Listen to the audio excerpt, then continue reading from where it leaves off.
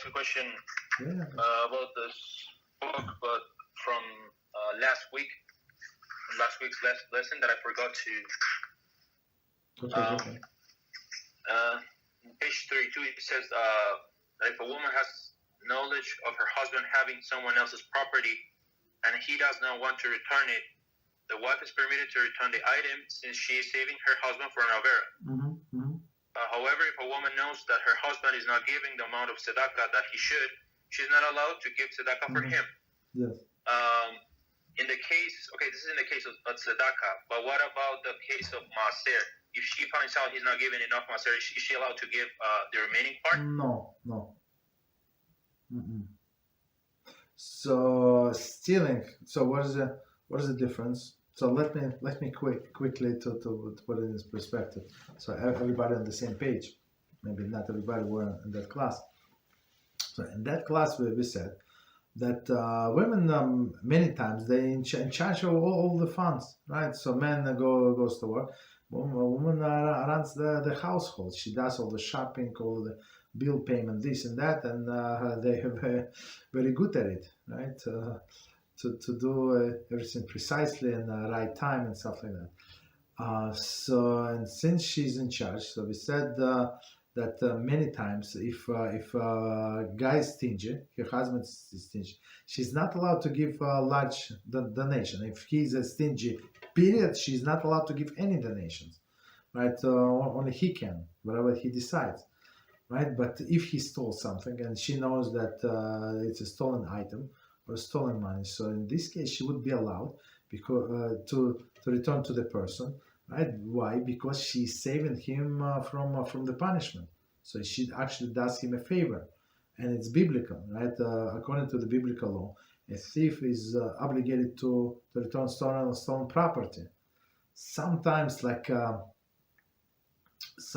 just quick note, he's not obligated to return stolen property, but monetary value. For example, he stole the boards, right, from somebody, right, wood boards, and he made a chair or made a table. Okay, this table, of course, is worth much more than these boards. Of course, like final products, he stained it and finished it. Okay, looks very nice, right? But he would be obligated to return the monetary value. For how long? Forever and ever, right? Unless there is circumstances and change when that person give up the hope. But anyway, the thief is obligated to return. So she's actually, when she gives the person back whatever the husband stole, so she's saving him from gain of, right? Because nobody goes to, as our sages teach us, nobody goes to Gan Eden with the stolen money, with the blood of stolen money on their hands.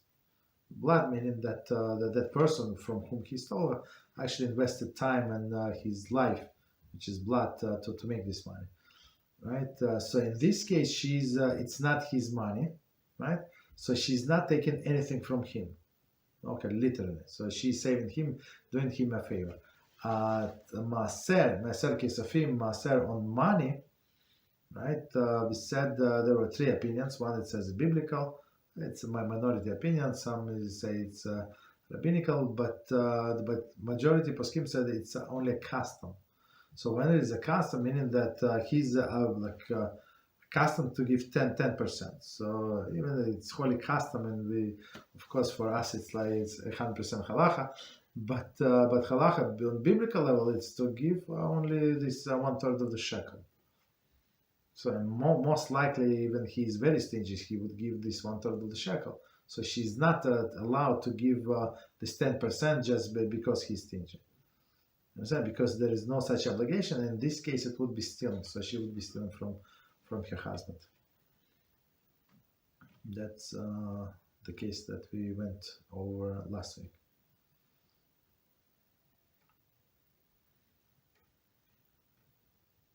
Thank you very much, Rabbi. You're welcome.